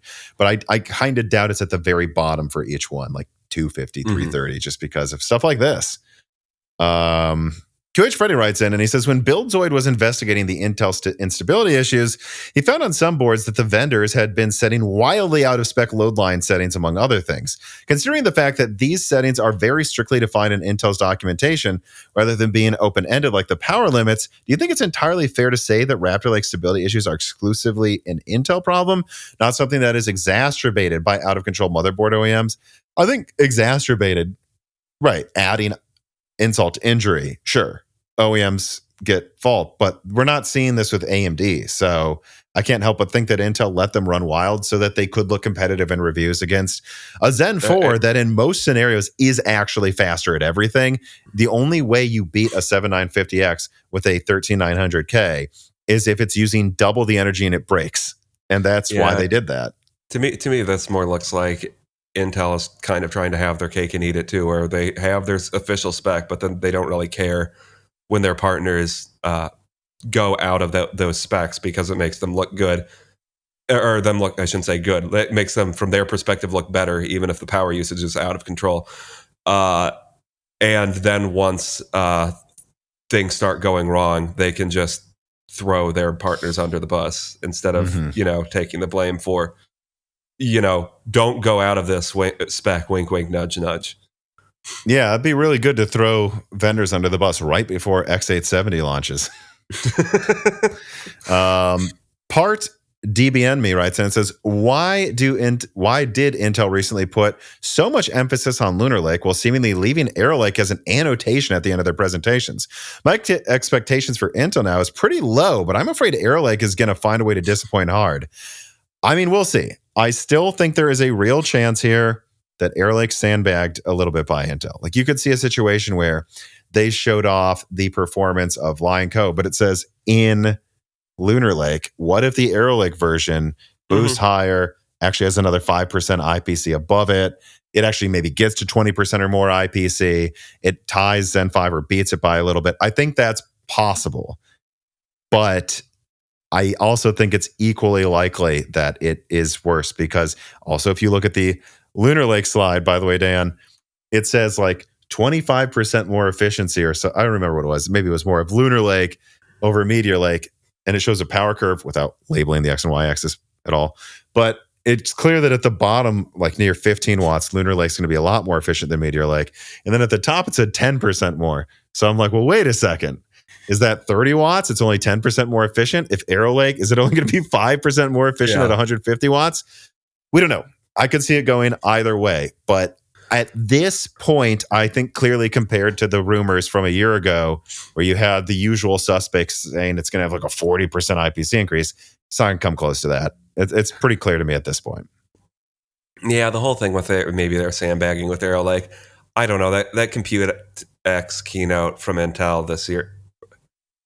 To me, it read like that's some big brain 4D chess stuff going on if they're sandbagging, because in this case, the sandbagging is they're making their slides make no sense to try to like squeeze out as much performance as they possibly can.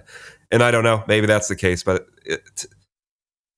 to me, I'm not expecting much out of Arrow Lake. I mean, hopefully it will be better than what we got out of Raptor Lake. But I mean, as to why there wasn't much Arrow Lake at that keynote versus Lunar Lake, I mean, could it just be that Lunar Lake is the thing that's coming out several months sooner? So that's what they're talking about? Yes, I think there's a very good chance that Intel does not know which way they're sandbagging because I don't think they know yet. I don't think it's done. And I think that the way that they're most misleading isn't performance, probably. It's that this shit ain't ready. Like Lunar Lake is barely going to launch, probably in early quarter 4 and a quarter 3. It'll probably be a paper launch. And then Arrow Lake, I just think it's going to be a paper launch in November or December. That's what my gut tells me. I don't know it for a fact, though. But and that would, I think, tell you why their slides say projections plus or minus 10%. Because what if they don't know yet? I mean, I don't think they showed laptops with Lunar Lake in it. They did not show a desktop with Arrow Lake in it. And I believe I remember them showing Alder Lake engineering samples in a desktop like half a year or a year before it came out. They haven't even done that with Arrow Lake yet. I don't think it's ready. No, that's what I think. All right, now let us move on to the final story here with story number 6. Final specs for NVIDIA Blackwell configurations allegedly leaked. Kopite has allegedly leaked specs for the RTX 5000 lineup. Well, he tends to leak different specs every month that are always changing. This writer has a hunch these ones are correct, since it lines up with the specs that I leaked for the 5070, 5080, 5070 Ti laptops a month ago, and the dies make a lot more sense to me this time around. So from 3dcenter.org, what is particularly surprising is the imbalance in hardware leap within the Blackwell portfolio. Nothing really changes or decreases with the 4 smaller chips, that being 3, 5, 6, and 7 GB, And yet, NVIDIA is adding a third more SMs and a larger memory interface, allegedly, to GB202. This wouldn't necessarily be bad if NVIDIA achieved a huge jump per SM in performance, but the existing of that hardware jump in GB202 could indicate a small per SM improvement. This means that the 202 chip comes out between mediocre and good class in an early performance uplift forecast, while all smaller Blackwell chips are between weak and at best below average in terms of what you would expect in a generational uplift. And so there you go. I would say, though, that I still expect the RTX 5080 to use GB203 and to still deliver near 4090 performance with the specs shown.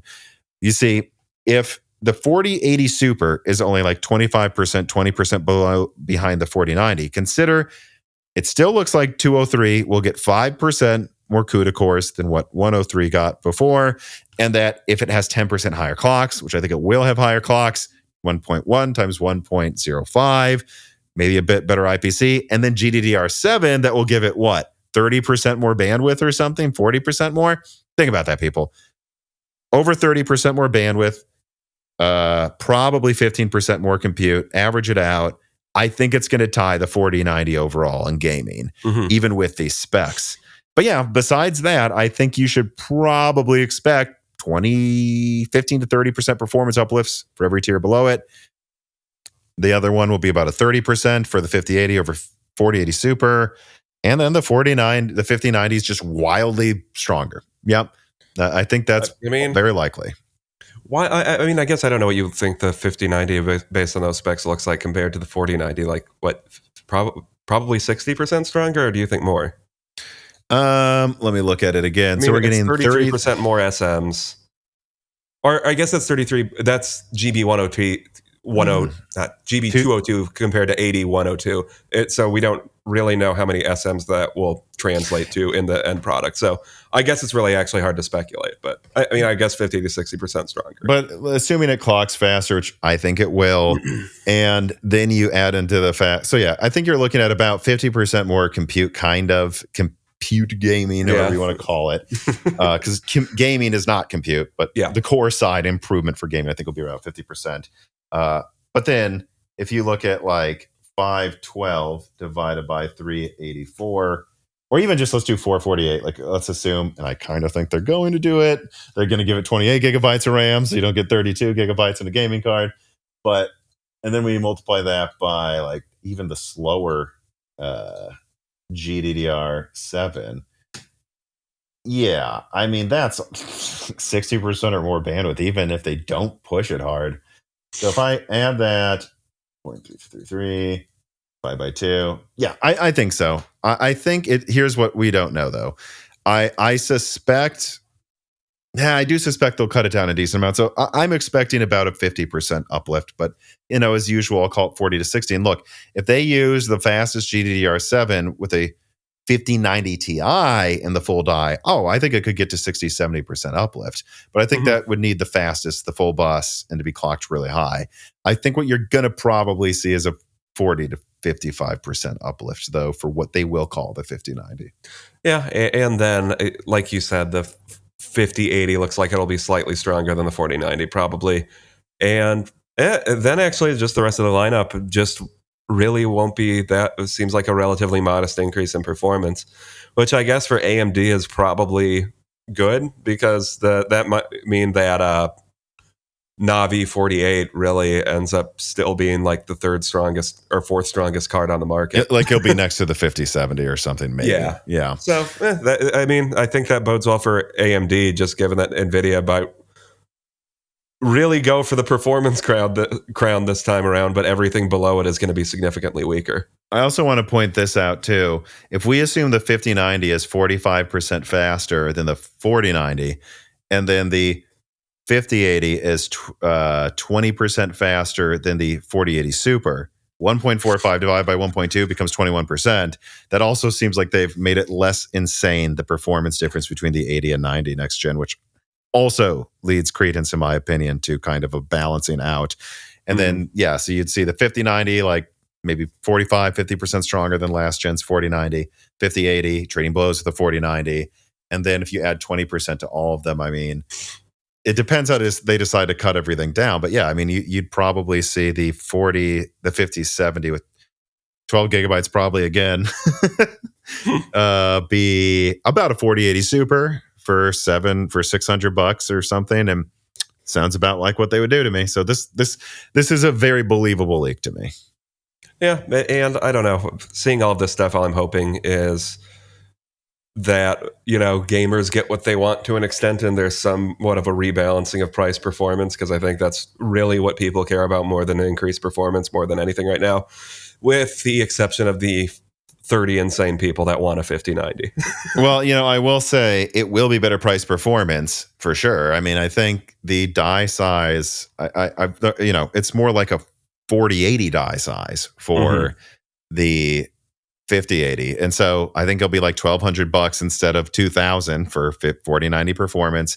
And I think they'll go down the stack in the 5070. Hopefully they just give it cut down 203, by the way. I think they might. And that gives you like a little better than 4080 Super for like 700. And then like they have the 12 gigabyte, maybe 5060 Ti with 205 for like 450, 500, probably $500. And, that's going to get you 4070 Super performance for 500 instead of before it was 700. So, I mean, look, they're improving price performance by like 30, 40%. That's the good way of putting it. The bad way of putting it is they're still selling the 5080 for $1,200. Now they're trying to sell the 5070. Yeah, it has 16 gigabytes, but now they're trying to sell the 5070 with cut down 203 for like $700-800. And they'd probably call it the 5070 Ti to try to justify it. But it doesn't sound like that they've really learned anything, though, if they're still doing that. But that's what I expect, like a $750, $700 5070 Ti, maybe $800 still. But look, it's stronger than the 4080 Super. So they'll say it's a 30% uplift in price performance gen over gen. And this is exceptional and that all gamers should buy it. But if it does definitely leave an opening for AMD to put the 8800 XT at $500 and get some volume, hopefully. Yeah.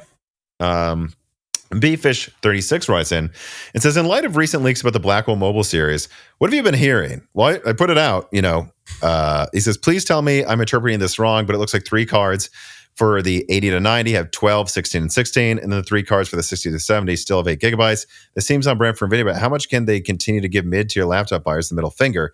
I mean, look, I put out a leak. I know that the 5090 laptop 16, the 5080 laptop 16, like it's not just the die it uses. Someone knows the amount of chips on the board. So look, they're going to go 16, 90, 16, 80, or maybe they'll call it 80 Ti. I could believe that. And then 12 gigabytes, 70 and 70 Ti. But then, yeah, I think 80 is, they're still going to use 8 gigabytes for the 5060M. I think they will. So it's an improvement, but it's not perfect. Because why would we ever move beyond 8 gigabytes? No, you don't need more than that at all. No. But yeah, I don't know. Do you have anything else to say about this story? No, not really. All right. Well, let us then move on to the final wrap-ups. These are, of course, the stories that we definitely thought were worth discussing, but weren't worth their own little 10-minute conversation. So let's go down the list here. MI300X benchmarked. Now, a lot of people reported on this. I think an OpenCL score for the MI300X beating the 4090 by 20% is like, look, if AMD made the chiplet thing, it would have beat the 4090. And this is an OpenCL test. This isn't gaming. So, oh, yeah. I mean, could they make a chiplet GPU that beats the 4090? Yes, but that's not what this proves. And I don't know if AMD wants to spend the money on that right now. I don't know. No. And also, if it only beat it by 20% and it used those chiplets, that'd be ridiculously bad margins. Also, new benchmarks are coming out from Strix that show, for AMD's Strix, that show 36% faster in integrated graphics. And I looked it up. Yeah, I leaked a long time ago that AMD was saying they wanted Strix to have 3050 mobile performance, meaning not even just the max Q, but like 45 to 65 watt 3050 performance. I think it's going to achieve that. It's going to be like a desktop 2060, or even a laptop a desktop 1660, or maybe a laptop 2060. And that little bit more, 36% more raster, probably a bit more than that ray tracing. I think, yeah, you're looking at integrated graphics that now firmly do 1080p 60 without an issue, and even, higher frame rates at lower settings. That's exciting. But unexciting, AMD removes Windows 10 support for Strix, which I mean, not many things are going to be sold with would have been sold anyways with Windows 10 with the Strix anyways, but I guess it removes the option to even have it if you ever would have wanted it. Microsoft really wants to get away from Windows 10, it seems. Yeah. So I don't know. I don't really have much else to say. I mean, Windows 11 works, but it is, and it wouldn't, I can't really see who this would affect really en masse, but it's still like, here we go. This is the year where they try to shove it down your throat and go, stop using Windows 7. And they're like, use A8. Yeah. Intel is sued for pumping up foundry numbers. Now, the lawsuit is about Intel allegedly making false statements about Intel foundry services through 2023 and made false forward-looking statements. Oh, that's even worse. On the basis of that skewed reporting as a segment. I guess we'll see what happens, but Intel did change how they report foundry. And I remember I highlighted that heavily. These numbers don't add up to me, what I'm seeing with their stuff. And now they're being sued over it. So, well, in other foundry news, Samsung is reportedly abandoning its own foundry for its products. Some leaks are suggesting that the Exynos 2500 on Samsung's 3nm node will beat the Snapdragon 8 Gen 4 on N3E in efficiency, but we now have newer leaks claiming a disturbingly familiar story that Samsung foundry yields are so horrendous and that the 2500 is just not yielding, and that the next generation will have to use Snapdragon from TSMC. Good job, Samsung foundry. They are always seeming to have their own fun little issues. Just stop lying about what node you're on. You're on 7nm, Samsung. Stop pretending you're on 3. You're not.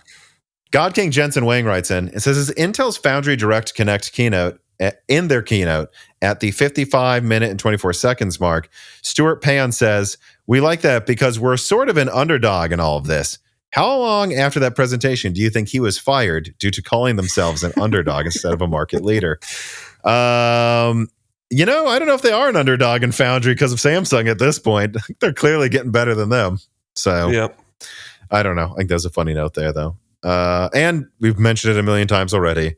Nvidia is the most valuable company on Earth now in market cap.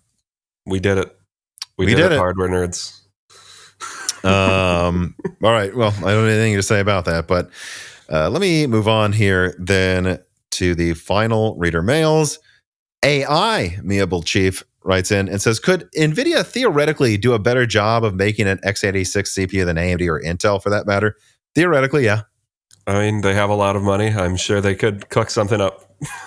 Yeah, and I could argue it either way. On the one hand, when Nvidia made their Shield or this, or from what we've seen so far, and they're like Orin and like Switch SoCs, their CPUs are not competitive with Apple or Qualcomm's ARM, but they have a lot more money now. So yeah, I mean, they have a lot of money. In a hypothetical world where they got an x86 license, I'm sure they would poach a bunch of AMD and Intel engineers, and after 4 years or something, they would have some product to show for it. And that is one of those things, again, I've said this before, but I'm told Jensen Wang would be watching that project with daily updates. He would, the difference of being on ARM and like, oh, we just used off-the-shelf ARM IP, it's just there to run the server, who cares? And them trying to make an x86 gaming chip, he would put way more effort into making sure it actually wins. I think people miss that, like, kind of in a lot of servers now, especially AI, the CPUs are just there. They're almost like part of the motherboard. They're just there so the things can talk and do things. They're not actually there to do any of the real work. They just need to get the bandwidth to send the task to the GPU, and that's it. And so I think he'd take it much more seriously if it was x86. QH Freddy writes in and says, why do you think people keep expecting Strix Halo to come to desktop or even AM5? I don't know. It seems like every live stream, someone's like, will Halo fit on AM5? And I go, no, doesn't seem like it. What if AM5 got bigger, though, Tom? The only thing I can think of, like if we think about the size of the dies, 200, I wonder if there's a way they could barely fit like one CCD and one of the bad yields of the IO die for Strix Halo, and then like cut it down to 128-bit. So like use the worst yields for the desktop. So what, I could, like if it were 128-bit, like 20 compute units. Like 20, so 8 cores, 20 compute units or something like that. Yeah, I think that'd work. I mean, it wouldn't be bad. But no, you're not putting 40 CUs on AM5. What's the point? At a certain point, I think it just would be more likely that they're just going to put Strix point on AM5. Or I'm not sure if that's possible, right? Oh, yeah. Okay. That'll definitely fit. But remember, it's 256-bit, so they're not... Strix Halo just isn't meant for that, people. I don't know why we keep being asked that. No offense. But no, Strix's point is like 200-something millimeters squared. And then now you have something with over double the compute units, double the bit bus width, kind of double the cores. Not double the cores, but like, you know what I mean, right? Like, yeah, they're full core. They're like the full cache cores. So kind of double the core space. Like, I think that's like a 350 to 400 millimeter squared overall thing. You're not fitting that on that AM5 socket. AI Hollow Knight writes in again and says, what? BKAI. Oh, no, he changed it to his, in parentheses, BAI in 2000 says, now that AMD has the Advantage laptops and desktops, will they have an Advantage AI laptop and desktop if you have one of the 40 plus top APUs? Probably. QH Freddy writes in and says, am I the only one surprised to see TSMC lowering costs with the AI hype train is basically at its peak? Do you think this trend can continue? Yeah, because AI is selling well, but other things are seeing declines, and like AMD laptops are selling well. Desktop saw a decline, Intel saw a decline.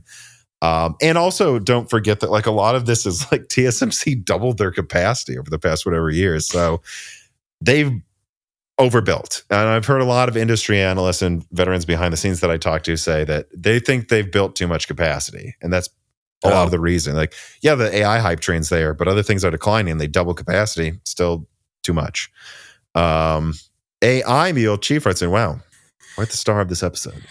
And says, what perfect planetary alignment is Sony waiting for to make the Bloodborne sequel or PC port a reality? Do you think they might announce it as a PS6 launch title? At this point, I don't know. I this is, again, one of those things where it's like, this comes from really solid sources. I think it's in development hell, or they want to time it after all the Elden Ring crap's out. I mean, my personal theory is that you need Hidetaka Miyazaki needs to collect 3/3 umbilical cords so he can summon the moon presence, and then Sony will allow him to bring Bloodborne to PC. But we are big Bloodborne fans, though. So yes, and I believe Miyazaki today, who's, I'm sure everybody knows this, the creator of Bloodborne and all of the Souls Demon games. Souls, Elden Ring, yeah. I'm trying to find the exact quote. He's like basically said, I know what you're talking about. Continue. No, he basically said Hidetaka Miyazaki says, I know for a fact other From Software devs want a Bloodborne PC port. If I say I want one, I'll get in trouble. But it's nothing I'm opposed to. So it's basically like, yeah, I want to port it, but I legally can't say that. Yeah. So I don't know what's going on. I love that type of like walking around the legalese speak where he's like, I can't say that I want it, but I do. But there are people at From Software that want it, and I wouldn't be opposed. I wouldn't be opposed to people wanting it. Yeah. Yeah. Yeah, I mean, I don't know. It's in Sony's court to have that happen clearly legally. And I don't know why Sony hasn't had Nix's port it yet. I don't know. It's one of the most lauded games from the PS4. Don't know why they wouldn't put it on PC. Mm-hmm. All right. Well, I think that's a good place to close this one out, Dan. Any final words? I don't think so. All right. Well, I'll just do the normal shilling then. Thank you for watching, listening. Please remember to like it, to comment below for the algorithm, and to double check that you're subscribed to the Moore's Law is Dead YouTube channel. I want to be clear. I've seen people say that it doesn't help the channel. Yeah, it does. The more subscribers we have, the easier it is to get big guests and to get them on more often. So if you want more of those conversations, subscribe to Moore's Law is Dead on YouTube, and it will be easier to get more stuff for you to listen to. And then, of course, support our sponsors if you want any of their products. And the best way to support us is on Patreon. A new die shrink just came out. You'll get access to free questions for loose ends at the right tiers. You get access to asking guest questions at the bottom tier, and the Discord where you can talk to us, with me and thousands of other people there who like having civilized discussions that aren't usually in all caps on the Discord if you want a sort of space like that. And there's hundreds of die shrinks you'll get access to at the lowest tiers. Hundreds of hours of bonus content, and a lot of it is pretty evergreen as well, as we do a lot of looking back and kind of like more all-encompassing episodes that really you can go back to a year-old one. It's still just as fun to listen to as it is today. It's not just news updates on the die shrink. So, yep, please support us on Patreon there. And then, again, one more time, thank you for watching. Thank you for listening, and have a great rest of your week, everybody. Goodbye. This podcast was brought to you by the YouTube channel and website Moore's Law is Dead. Moore's Law is Dead and Broken Silicon are trademarks of their creator, Tom.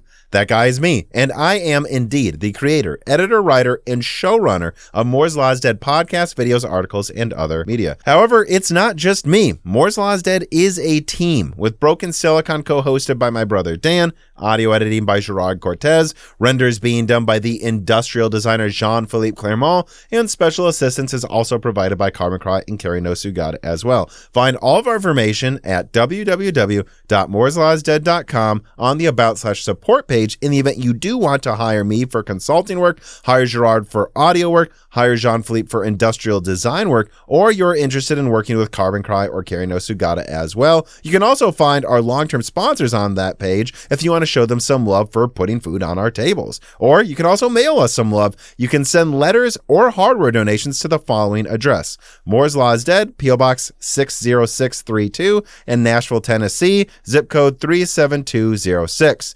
Although, to be honest, the best way to show Moore's Law is Dead some love is to support us on Patreon. Patrons are what makes Moore's Law is Dead content truly possible. Every month, and really every day, depending on who you're talking about, me, Gerard, Dan, and Jean-Philippe are working tirelessly to provide a steady stream of content that we could not keep doing unless we knew the work was possible without being reliant on sponsors dictating every little thing we put out. Don't get us wrong. We love our sponsors, but we love directly working for you, our fans, much more. If you have any extra money, even a couple free dollars a month, consider supporting us directly on Patreon. Those couple of monthly dollars will get you access to the exclusive podcast Die Shrink, voting on subjects of future podcast episodes, the ability to ask guests questions, and of course, access to the Moore's Law is Dead Discord full of like-minded people who I am sure would love to meet you. I am one of them. Additionally, higher tiers get access to early, ad-free episodes of Broken Silicon,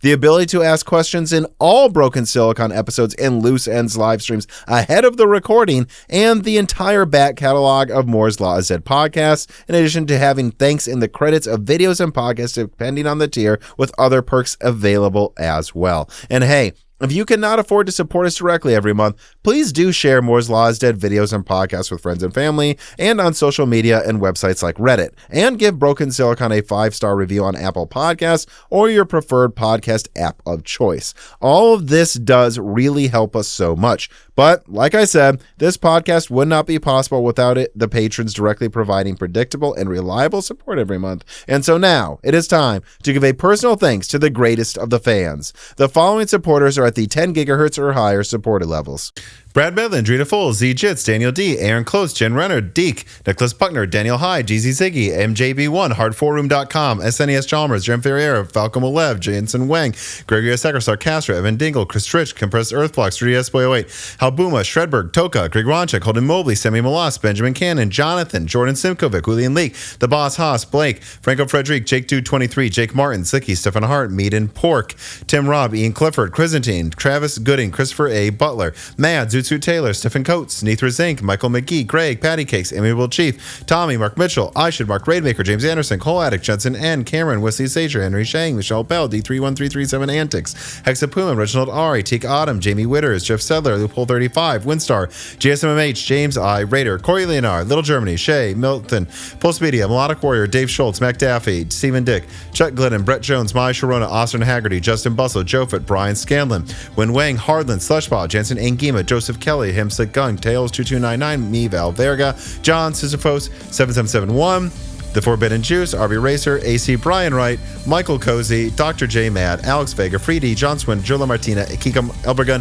Solarize 80, Matthew Marlowe, Time Unveiled, Hudat 42, Penta Winter, Rowan McKickey, Cornster 671, Sprutnik, Jeffrey Gentleman, Angel of Cake, Omega Doge, John Wick, Boomstick, Nick, Caesarmania, Curry King 3, Zombie Killer 777, Porcelain Oats, and of course, thank you to Sahara for the music.